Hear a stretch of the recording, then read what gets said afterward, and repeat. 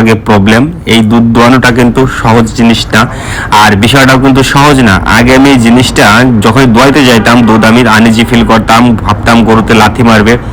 কিন্তু আমি আস্তে আস্তে যখন বিপদে পড়ে গেছি, যখন আমার দুধ দোয়ানো করার কেউ নেই, তো তখন কিন্তু আমি আস্তে আস্তে নিজের মনোবলকে দৃঢ় করেছি আর এবং মন থেকে এটাকে ডিসাইড করে নিয়েছি যে এটা আমি নিজেরই করতে হবে, এবং যত কষ্টই হোক একদিন 2 দিন 3 দিন কম হবে, আস্তে ধীরে আবার সাবেকে দুধ এসে যাবে।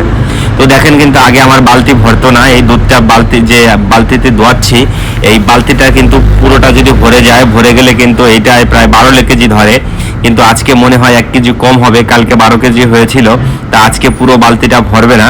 তাই আর দুধটাও পুরো নেবো না, বাছুর যেহেতু বড় হয়নি এখনো, ঘাস খাওয়া শেখেনি, তো বাছুরটাকে রেখে যাব। তো দেখেন আপনার কিন্তু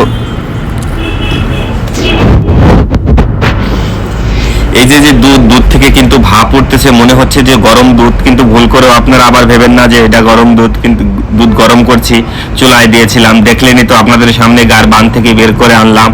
গরুর বান থেকে যখন বের হয় দুধ, এমনিতেই তো শীতের সকাল, তো 4-5টা ঠান্ডা আবহাওয়া, আর গরুর বান থেকে যখন বেরিয়েছে দুধটা কিন্তু গরম থাকে, হালকা ওমা গরম। তো দেখেন আমার 10 লিটারের বোতল কিন্তু এটা ভরে গেছে, আর বালতিতে যতটুকু আছে এখানেও 1 কেজি হবে, তার মানে আমার এখানে 11 কেজি দুধ হয়েছে বড় বালতি গরুটায়।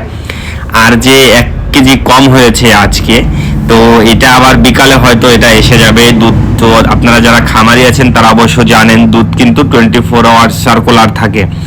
তো দেখেন আমার যে দুধ দোয়াইছি, দুধ দোয়ানোর সময় কিন্তু নিচে একটু পড়ছে, আর আপনারা যারাই দোয়ান দুধ তাদেরও কিরকম পড়ে কিনা। অনেক সময় গরুর বান